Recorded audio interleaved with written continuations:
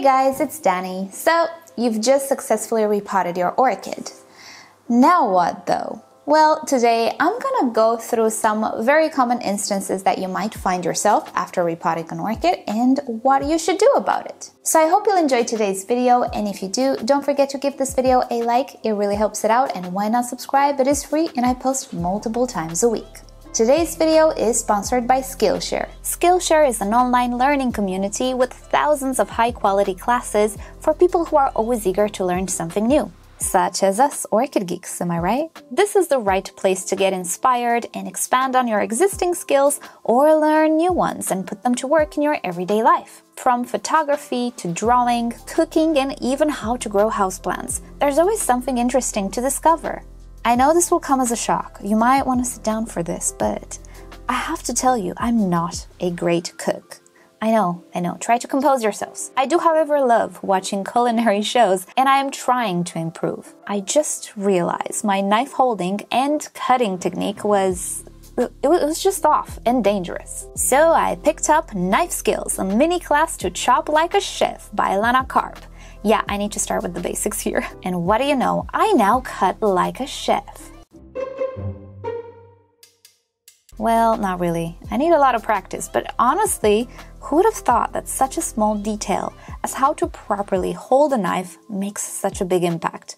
I'm definitely more motivated and a little bit more confident. In the end, the best investment you can do is in yourself. Sometimes you can even pick up a skill which will lead you to a new career. I did not think I'd be a YouTuber making orchid videos, and here I am. I had to struggle though to learn how to edit videos and just navigate this strange job. Imagine if I had someone to help me a bit with filming, video editing, and so on. Give me some pointers and just make the journey start easier. This is why I'm still constantly learning as much as I can about almost anything. I always find ways to incorporate different topics into what I am doing. And that is why I love platforms like Skillshare. Now you guys, the first 1,000 of you to use the link in the description and in the pinned comment will get a 1-month free trial of Skillshare. So check it out and see which classes will spark your interest. There are no ads to distract you, new classes are launched each week, and the entire catalog is now available with subtitles in Spanish, French, Portuguese, and German. Thank you Skillshare for sponsoring my video, and thank you guys for supporting the people who support my channel. Alright, back to the video. Alrighty, so first off, something I always get questions on. Do I water right after I repot an orchid? And the answer is yes. And I generally believe it is very useful to water your orchid right after repot, especially if the medium you used was dry. And this is because it helps the pieces of bark or other media just fall into place and reduces the quantity of air pockets. Also, it gives water to the orchid, which due to the stress of repotting might actually dehydrate a little bit faster.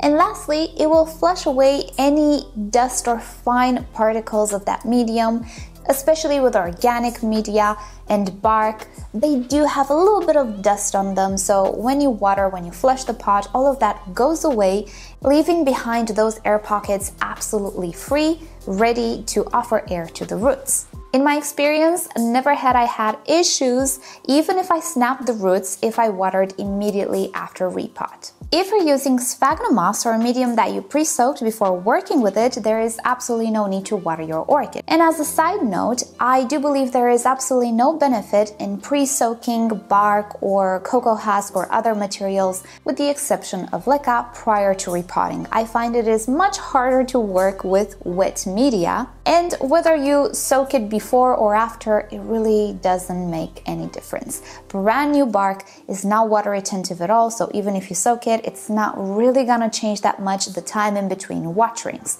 So better work with the dry, it's much easier to work with, and then give your orchid a good soak or a good flush right after repotting, and you're set to go.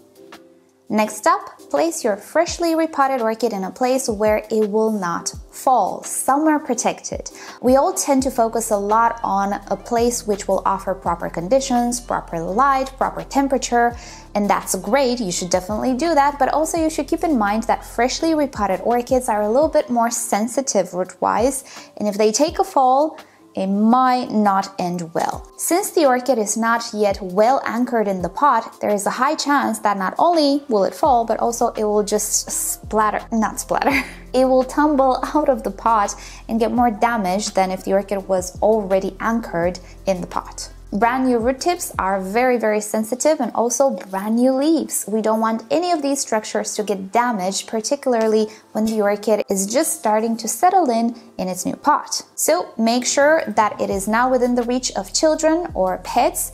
And also another very important thing, make sure you don't have useless things on your orchid, such as dried flower spikes. Trust me when I tell you, you will snag your clothes in these, you'll bump over the orchid will fall, it's gonna lose a leaf, it's gonna lose a root, and for what? A dried flower spike? No. One thing you can do if you want to anchor your orchid in the pot is use a bamboo skewer. When you cut these spikes, don't cut them all the way like I did, I don't really need them, but just cut 2 inches or 4 or 5 centimeters above like so, and put your stake right next to this stubby little guy and pin it with a clip. In this way, you're gonna further stabilize the orchid, and the spike will not be as tall as to just snag onto your clothes and become a nuisance. So in the first couple of months or so, be sure not to bump over your orchid because it is a little bit more fragile since it's not anchored. Afterwards, it's advisable not to throw it on the floor, but if you must, it is a little bit safer. Next up, do not rewater your orchid until you see that the medium is dry.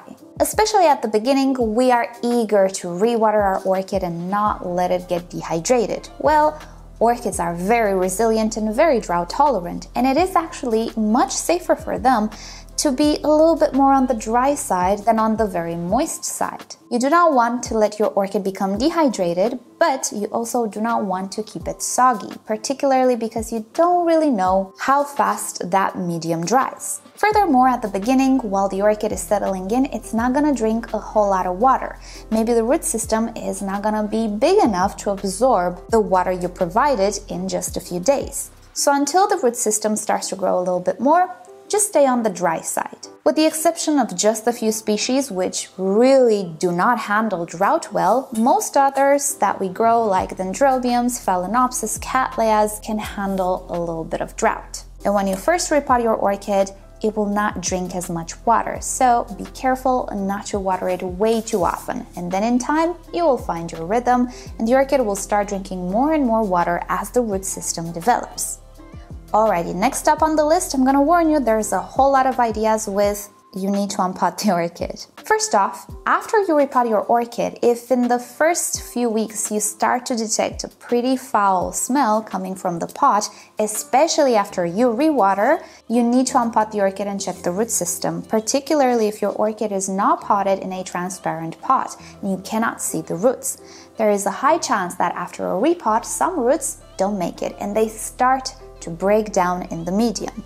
If that happens, typically you will feel a really weird mushroomy type of smell or moldy type of smell. If that happens, you need to unpot the orchid, cut away all of the roots that died, and leave only the live roots. If you can see through the pot and you can see that some roots died, in the first month you are absolutely fine to pluck out the orchid, remove the dead roots, put it back in using the same medium. It's absolutely fine. And it is actually a lot better for the orchid because in time, if those roots are left there, they're gonna break down and acidify the environment, affecting the new roots that will grow. So you'll have on your hands a chain reaction, which at some point will tip over to the very bad side. So nip it in the bud when you see those roots going bad or you smell them, unpot, remove them, pot the orchid back. Next up, you're not gonna like this. If the orchid you just repotted was root bound to begin with and it had a ton of roots and you left most of that ton of roots on your orchid, you need to unpot your orchid after about a month. I have an entire video dedicated to this, so I'll link you to it down below, but bottom line, most of the roots that you saved are not alive anymore.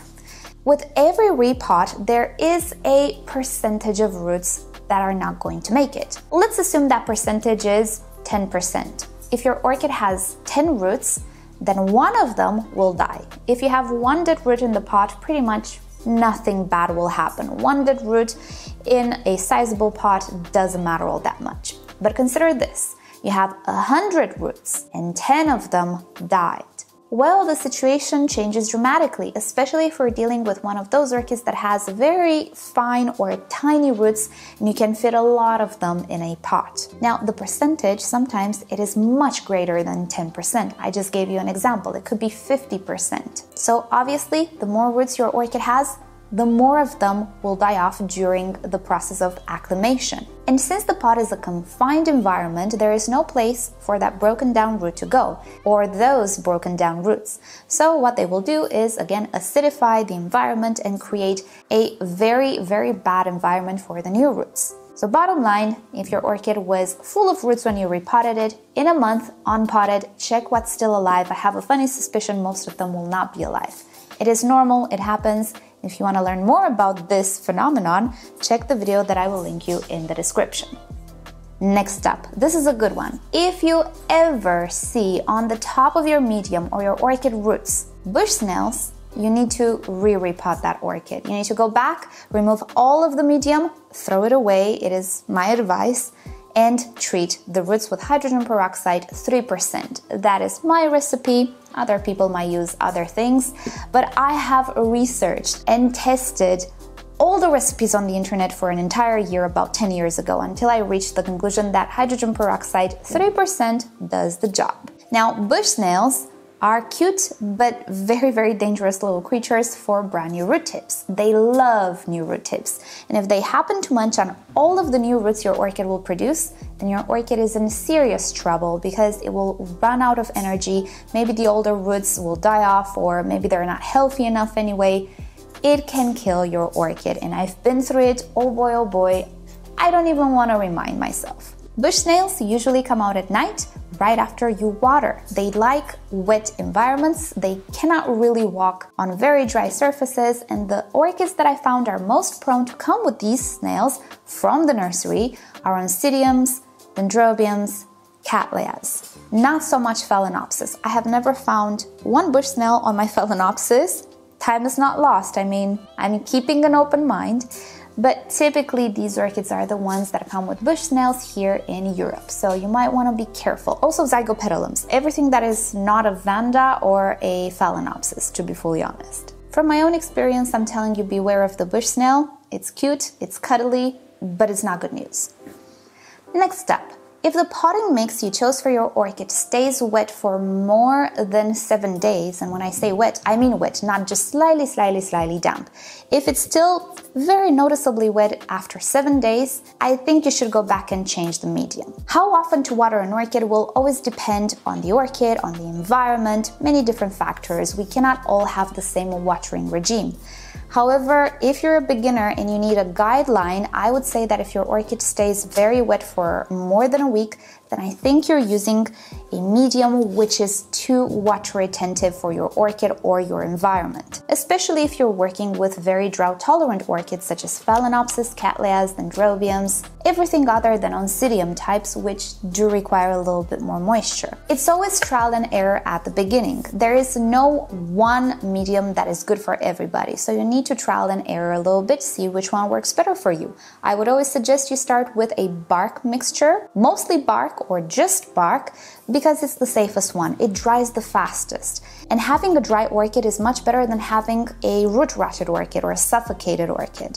If you find your medium dries within 2-3 days, then you can definitely go for a mixture with more sphagnum moss or other water-retentive materials. But if the reverse happens and your medium is too wet for too long, you need to remove it, because I believe in time it will not benefit the orchid. It might suffocate the roots by clogging the air pockets with water, and also it will degrade faster. The wetter a medium stays, the faster it degrades. So you will have to repot an orchid after 6 months or maybe a year, and in that time, hopefully the broken down medium did not affect the roots. So even if it's impossible to give you a standard rule for everything, I would say as a baseline, try to keep your orchid wet for less than 7 days. And you can do that by mixing your medium with materials that are either more airy or more water retentive. Don't keep orchids too wet if you're a beginner and you don't know yet how orchids work. And lastly, when you see new root tips starting to grow inside the medium through the pot, it is time to celebrate because you have done a tremendously good job. From now on, things should be absolutely okay. Just watch those roots as they grow. It's very fun, particularly if you have a transparent pot, and just treat the orchid like it's supposed to be treated. Get yourself some care guides or visit the description below. I have beginner tutorials on most of the orchids commonly found in flower shops and that people have in their homes to learn everything there is to know about them, and I think you'll be just fine. Alrighty, so that is about it for today. Thank you so much for watching. I hope you've enjoyed today's video. Thank you Skillshare for sponsoring this video. Don't forget to subscribe for more videos, and if you're into aquariums, check the description for the link towards my second channel where I deal with aquatic plants and fish and shrimp and everything aquarium related. So with that said, I hope you all have a great day and I'll see you next time. Bye!